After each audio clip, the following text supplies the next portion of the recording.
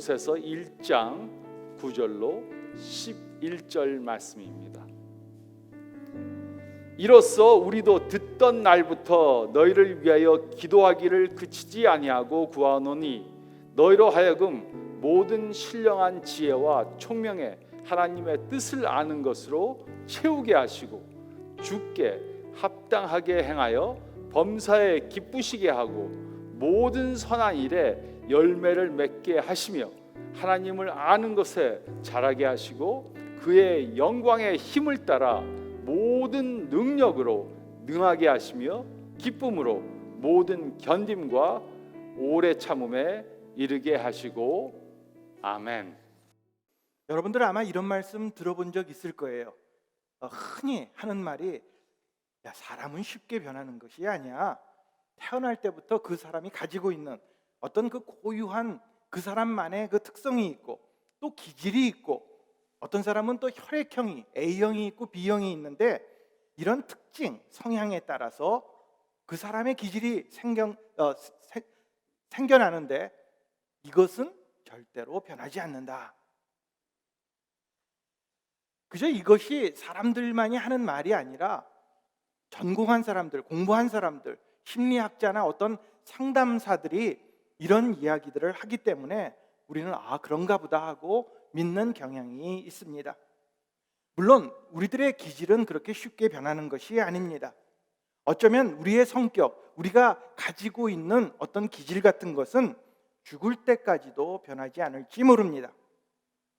하지만 우리들이 가져야 하는 품성, 인격, 그리스도인으로서 갖춰야 하는 인격은 그대로 있어서는 안 됩니다. 우리는 달라져야 합니다. 성경을 우리들이 읽어보면 또 그리고 예수 그리스도의 가르침을 잘 살펴보면 그 안에서 우리는 변화한다. 새롭게 된다. 이제는 예전의 모습은 뒤로 하고 새로운 모습으로 변화되어야 한다고 말씀하고 있습니다. 우리들이 지난 4주 동안에 삶의 기초가 되는 그 품성에 대해서 배웠습니다. 품성이라는 것은 우리가 타고난 어떤 기질이나 성격만을 이야기하는 것이 아닙니다. 우리들이 이제 예수를 믿고 나서 그 이후로 예수 그리스도를 계속해서 닮아가는 것, 그리고 전과 다른 모습으로 우리의 품성을 개발해 나가는 것, 발전하는 것, 그리고 새로운 삶을 사는 것, 이것을 우리들이 배웠습니다. 그렇다면 이제 우리들이 어떻게 이 품성을 개발하고 우리의 삶이 어떻게 달라질 수 있습니까? 사실 우리들의 부모들도 우리를 바꾸지 못했습니다. 그리고 내 남편도 내 아내도 고치지 못한 우리들의 이 모습을 우리는 어떻게 바꿔야 합니까? 바울은 골로새 교회의 성도들을 향해서 우리들의 삶의 모습이 어떤 삶이 되어야 하는지, 그리고 우리들이 살아가는 이 모든 사람들과의 관계, 그리고 우리의 그 삶의 모든 부분 속에서 어떤 삶을 이루며 살아가야 되는지를 아주 신중하면서도 심각하게 말씀해주고 있습니다. 결론적으로 말하면 우리 그리스도인들은 주님께서 바라시는, 주님께 합당한 삶을 살아야 한다는 것입니다. 바울이 골로새 성도들을 위해 썼던 이 서신의 내용은 그들에게만 적용되는 것이 아니라 오늘날 우리에게도 모두 적용이 됩니다. 우리는 예수를 믿는 사람으로서 이제 그저 옛 모습만을 가지고 살 것이 아니라 영적으로 변화가 되어야 합니다. 발전해야 합니다. 아직 우리가 얻지 못한 것들, 더 큰 것들을 갈망하며 하나님 앞에 나아가고자 하는, 그리고 하나님께서 원하시는 그 높은 곳까지 우리는 올라가야 하는 것입니다. 바울에게 이런 영적 바람이 있었기 때문에 골로새 성도들을 보면서 내가 이런 간절한 마음으로 너희를 위하여 쉬지 않고 기도한다고, 그런 마음으로 편지를 썼습니다. 그는 이 기도를 통하여 골로새 교인만이 아니라 모든 성도들에게 어떤 삶을 우리가 살 수 있는지 다음 3가지로 말씀해 주고 있습니다. 첫 번째로 우리는 하나님의 뜻에 대한 지식으로 채워져야 합니다. 이 골로새 교회는 바울이 직접 가서 세운 교회는 아니었습니다. 하지만 바울이 에베소에서 사역을 하면서 가르쳤던 골로새 사람, 그곳의 출신 사람인 에바브라가 설립한 교회입니다. 그렇기 때문에 이 바울은 자신의 제자 에바브라를 통해 자라고 있는 그 골로새 성도들을 보면서 정말로 그들을 위해서 간절한 마음으로 기도하였습니다. 9절을 보겠습니다. 이로써 우리도 듣던 날부터 너희를 위하여 기도하기를 그치지 아니하고 구하노니 너희로 하여금 모든 신령한 지혜와 총명에 하나님의 뜻을 아는 것으로 채우게 하시고, 여기 아는 것이라는 단어가 나옵니다. 이 말의 원어를 보면 아주 정확하게 잘 알고 있는 그런 지식을 말합니다.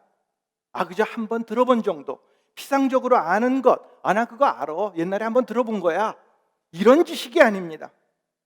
하나님께서 우리에게 무엇을 의도하고 계시는지, 지금 무엇을 말씀하시는지를 정확하고 확실하게 우리는 깨달아야 합니다. 그렇기 때문에 바울은 우리에게 이제 하나님께 신령한 지혜를 구하고 총명해져서 성령을 통하여 모든 지혜 가운데 판단력을 가지고 하나님이 우리에게 말씀하실 때 그 말을 빨리빨리 알아듣고 빨리 이해하고 그렇게 살기를 원했습니다. 우리들이 이렇게 하나님 뜻에 대한 지식이 충만해져야 우리는 삶에서 하나님을 통한 선한 영향력을 모든 사람들에게 미치며 살 수 있기 때문입니다. 우리들이 예수를 믿고 그것으로 그치는 것이 아닙니다. 예수 믿었어. 나 이제 구원함 받았으니까 이제 이거 다 끝난 거야. 나 뭐 죽으면 천국 가는데. 이것이 다가 아닙니다. 우리는 계속해서 하나님의 뜻을, 하나님의 지식을 알아가야 합니다. 이런 지식이 우리 안에 충만해야 우리는 영적으로 변화하게 됩니다. 우리의 눈이 달라집니다. 모든 것을 영적으로 이해할 수 있게 됩니다. 이것은 아무리 우리가 공부한다고 해서 세상의 이치를 다 깨닫는다고 해서 알아지는 것이 아닙니다. 이제 하나님의 뜻을 깨닫고 그 지식 가운데 채워져서 하나님이 우리에게 무엇을 의도하시고 지금 무엇을 말씀하시고 내가 그렇다면 어떤 말을 해야 되고 어떤 행동을 해야 되고 어떤 결정을 해야 되는지를 알게 될 것입니다. 지금 우리들은 다른 사람들과의 관계, 우리 삶의 모습 속에서 어떻게 말하고 어떻게 결정하고 어떻게 행동하고 있습니까? 우리의 가정을 어떻게 지금 여러분들은 이끌어가고 계십니까? 또 우리에게 주어진 역할, 우리가 해야 하는 책임을 지금 어떻게 수행하고 있습니까? 우리는 하나님의 뜻을 바로 알고 그 뜻을 우선으로 해야 그것 가운데에서 바른 판단과 행동을 할 수 있게 됩니다. 하나님의 뜻은 세상적인 지식으로 우리들이 공부를 많이 하고 경험을 쌓는 것만으로 깨닫게 되는 것이 아닙니다. 바울은 그렇기 때문에 골로새 성도들에게 너희들이 영적인 지혜와 총명으로 가득 차기를 내가 원한다. 그래서 우리들이 항상 생활하는 이 일상의 삶 가운데 머릿속에 생각하는 것, 말하는 것, 우리들의 태도, 우리들이 계획 세우는 것, 소망하는 것, 이 모든 것들이 그저 세상 사람들과 똑같은 모습으로 가는 것이 아니라 하나님과 연결이 돼서 하나님의 뜻과 맞아져서 그래서 하나님께 집중하여 하나님을 위하여 나아갈 수 있도록 그렇게 기도했습니다. 지금 우리들은 하나님의 뜻에 대한 아주 충분한 지식, 바른 지혜를 갖고 있는지 우리들 스스로를 한번 점검해 보아야 합니다. 이것은 성경 말씀을 내가 얼마나 많이 아느냐, 성경에 이런 구절이 있고 이 사람은 누구고 이런 일이 있었고 이 성경적인 지식을 잘 아는 것을 제가 묻는 것이 아닙니다. 우리 삶 가운데서 지금 일어나고 있는 모든 상황들을 하나님의 뜻에 맞춰서 내가 지금 바르게 적용하고 있는지 그것을 우리는 물어보아야 합니다. 그러기 위해서 우리는 하나님의 말씀을 늘 연구해야 합니다. 하나님의 말씀을 읽어야 합니다. 묵상해야 합니다. 그리고 기도 가운데 하나님과 늘 긴밀한 관계를 유지해야 할 것입니다. 그래야 우리는 하나님에 대한 지식으로 가득 찰 수 있습니다. 우리들이 하나님의 뜻에 대한 지식에 충만하게 되면 우리는 변화될 것입니다. 우리 삶 가운데 하나님의 뜻이 우선이 되고 우리의 품성이 하나님을 닮아가며 하나님께서 말씀하시는 대로 그대로 적용하며 살아가게 될 수 있는 것입니다. 우리는 하나님 뜻에 대한 지식으로 채워져야 합니다. 두 번째로, 우리는 주께 합당히 행해야 합니다. 바울은 인생의 가장 중요한 출발점, 이제 너희들이 하나님에 대한 지식으로 좀 가득 차라, 하나님을 알아가라, 이렇게 말했습니다.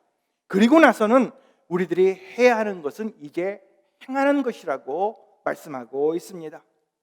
10절 말씀을 보면 주께 합당히 행하여 범사에 기쁘시게 하고 모든 선한 일에 열매를 맺게 하시며 하나님을 아는 것에 자라게 하시고, 이제 우리들이 하나님으로 가득 채우게 되면 그 다음부터는 이제 행해야 할 것을 행해야 합니다.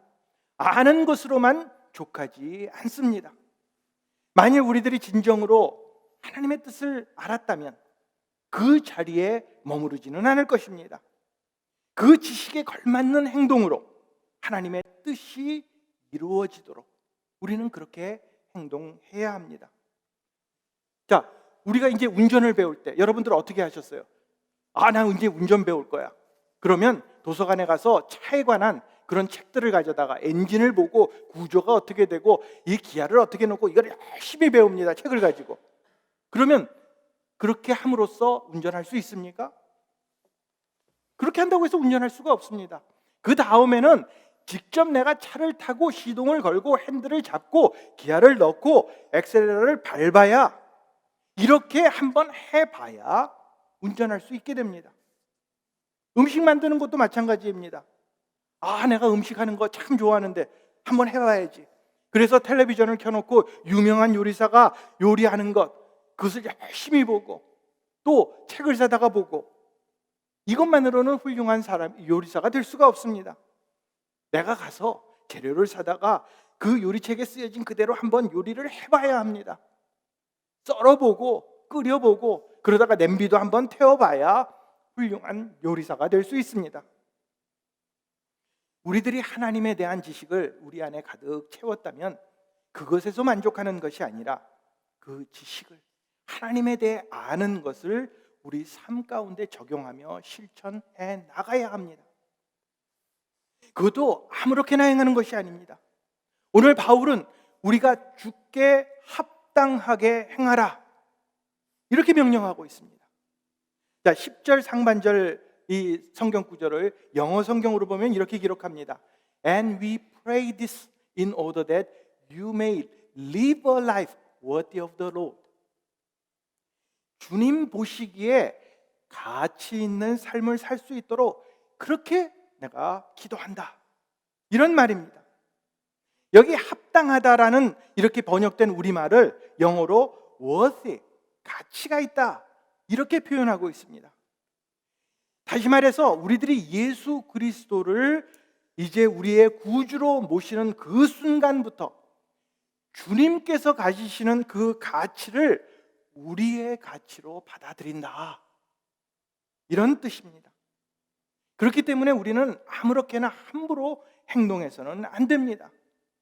주님의 가치가 우리를 통해서 나타나기 때문에, 주님께서 원하시는 모든 것들이 내 안에 있는데 우리는 내 마음대로 함부로 주님의 가치와는 상관없이 그렇게 행동해서는 안 된다는 말입니다. 그러므로 우리는 주님의 가치에 합당한 삶을 살아야 합니다. 언제 어디서나 무엇을 하든지 주님이 우리를 통해 나타날 수 있도록 최선의 삶을 살아야 합니다. 거룩한 하나님 나라의 백성으로 부르심을 받은 대로 하나님의 뜻에 걸맞는 그러한 합당한 행동을 해야 합니다. 그러기 위해서 하나님께서는 우리에게 내가 명령하는 대로, 내가 말하는 대로 그대로 따르고 순종하라고 그렇게 말씀하십니다. 우리가 명령하는, 하나님께서 명령하시는 그대로를 우리는 따라가야 합니다. 그 프랑스에서 어떤 조그만 시골 동네에 빵집이 하나 있었습니다. 그런데 그 빵집에 항상 와서 빵을 사가는 그러한 사람이 있었습니다. 그런데 이 사람이 좋은 빵, 아주 금방 나온 빵이 아니라 좀 싼 거, 딱딱한 거, 하루 지난 그러한 빵을 사갑니다.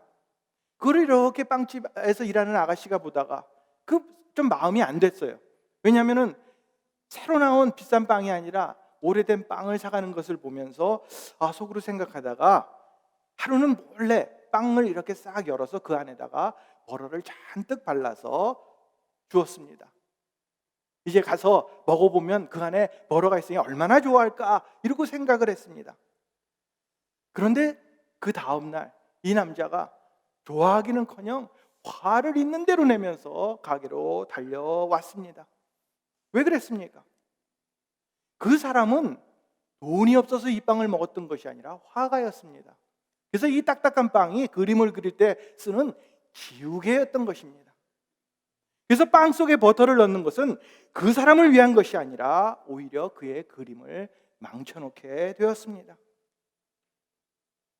우리는 우리 마음대로 해서는 안 됩니다. 우리의 주인 되시는 하나님의 뜻에 합당한 대로, 정말로 하나님이 원하시는 대로, 말씀하시는 대로 그 명령 그대로를 따라가야 합니다. 우리의 좁은 생각, 내 이치에 맞는 것으로 하나님의 뜻을 대신할 수는 없습니다. 우리의 의도가 나쁘지는 않습니다. 좋은 의도로 이렇게 하면 잘 되겠지, 이렇게 하면 더 좋을 것이야, 이것이 맞는 것이야 하더라도 이것이 하나님을 대신하여 내 뜻대로 해서는 안 된다는 말입니다. 우리들이 이렇게 합당하게 주님의 뜻을 따라 행할 때 범사에 하나님을 기쁘시게 하며 모든 선한 일에 열매에 맺게 됩니다. 그러므로 우리는 자라가게 됩니다. 하나님 앞에 드려지는 거룩한 산 제물이 될 수 있는 것입니다. 이러기 위해서 우리는 정말로 주님과 친밀한 관계를 유지하며 주님의 뜻을 행하려고 노력해야 합니다. 하나님의 지식으로 우리 안에 채워졌으면 그것을 가지고 실천하고 적용해야 합니다.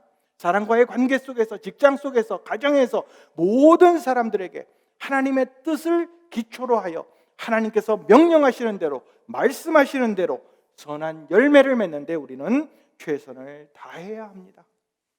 그러면 우리는 하나님을 기쁘시게 해드림으로 주께 합당한 삶을 살게 될 것입니다. 지금 우리들은 주님을 따르고 있습니까?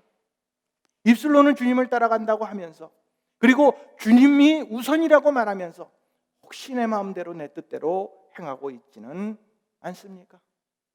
또 우리의 삶 속에서 주님의 가치가 모든 사람들에게 나타내지고 있습니까? 우리는 주께 합당히 행해야 합니다. 세 번째로 우리는 하나님의 능력으로 강해져야 합니다. 11절 말씀을 보겠습니다. 그의 영광의 힘을 따라 모든 능력으로 능하게 하시며 기쁨으로 모든 견딘과 오래 참음에 이르게 하시고. 이제 우리들이 알아야 할 것을 알고 행해야 할 것을 행하면 마침내는 이제 열매를 맺게 될 것입니다. 그런데 이 열매가 그냥 이루어지지 않습니다. 더더구나 우리가 노력한다고, 우리가 최선을 다한다고 해서 우리 힘으로 이루어지지 않습니다. 하나님의 능력이 바로 우리들의 힘의 원천이 됩니다. 바울은 하나님께서 그의 영광의 힘을 따라서 모든 능력, 모든 것에 못하시는 것이 없으신 전능하신 힘으로 우리를 능력 있게, 우리가 능하게 되기를 그렇게 기도한다고 성경은 기록하고 있습니다. 그러므로 우리는 하나님의 능력이 우리에게 임해야 합니다. 하나님의 능력이 임하면 우리는 달라지게 됩니다. 그전에는 신앙생활하면서 참 힘들어합니다. 기쁨보다는 우리 마음속에 염려와 걱정이 있고, 또 이렇게 해봐야지 하고 결심하고 막 했는데도 얼마 못 가서 금방 좌절하고 포기했던 이런 모든 부분들이 하나님의 능력이 임하면 우리는 변화하게 될 것입니다. 바울은 골로새 교인들이 하나님의 능력으로 강하게 되어서 그들 마음속에 기쁨이 생기고 모든 것을 그 기쁨으로 인하여 견디고 오래 참게 되기를 그렇게 바라며 기도했습니다. 선한 열매 맺는 것이 쉽지 않음을 잘 알고 있었기 때문입니다. 아무리 안다고 해서, 아무리 행한다고 해서, 그리고 아무리 우리가 삶 가운데에서 적용하고 실천한다고 해서 곧바로 선한 열매를 맺을 수 있는 것이 아니라는 것을 바울은 알고 있었기 때문에 그것을 위해서 하나님의 능으로 강해지기를 그렇게 소원하며 기도했습니다. 열매를 맺는 과정에는 반드시 필요한 것이 있습니다. 이것은 희생입니다. 고난입니다. 견딤입니다. 참음입니다. 예수님의 십자가의 고난과 희생이 없었다면 우리는 지금 이 자리에 있을 수가 없습니다. 구원을 이룰 수가 없습니다. 그런데 그 예수님은 그 고난과 희생을 마지못해서 억지로 담당하신 것이 아닙니다. 예수님께서는 십자가를 참으셨습니다. 모든 부끄러움을 개의치 아니하시고 끝까지 참으셨습니다. 왜냐하면 그 앞에 있는 기쁨을, 선한 열매를 예수님은 알고 계셨기 때문입니다. 우리들이 가치 있는 인생, 정말 선한 열매를 맺기 원한다면 늘 하나님 앞에 기도하며 기쁨으로 견딤과 오래 참음의 과정을 거쳐야 할 것입니다. 그러면 하나님께서 영광의 힘을 쫓아 모든 능력으로 우리를 강하게 해주실 것입니다.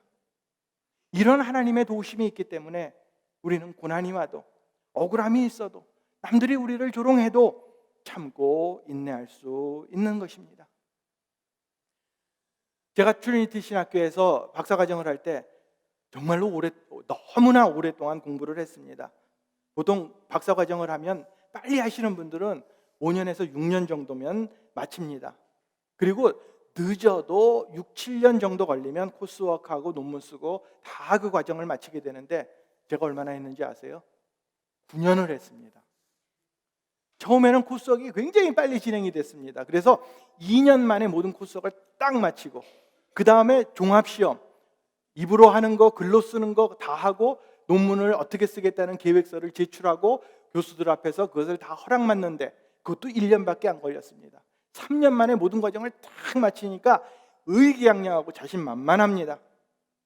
그런데 논문을 막상 쓰기 시작하면서 진도가 나가지 않았습니다. 마냥 시간이 흘러갑니다. 물론 교회에서 사역한다는 핑계가 있었지만 사실은 교회 사역이나 이런 목회보다는 공부가 진척이 되지를 않습니다. 처음에 논문을 생각하고 쓸 때는 머릿속에 아이디어도 많고 생각도 많았는데 가면 갈수록 자신이 없어집니다. 아는 것도 모르겠습니다. 내가 이렇게 써야 되나? 이게 맞나? 막판에 가니까요, 내 머리는 여기까지구나. 이제는 더 이상 안 되겠다. 이런 소위 자괴감까지 들었습니다.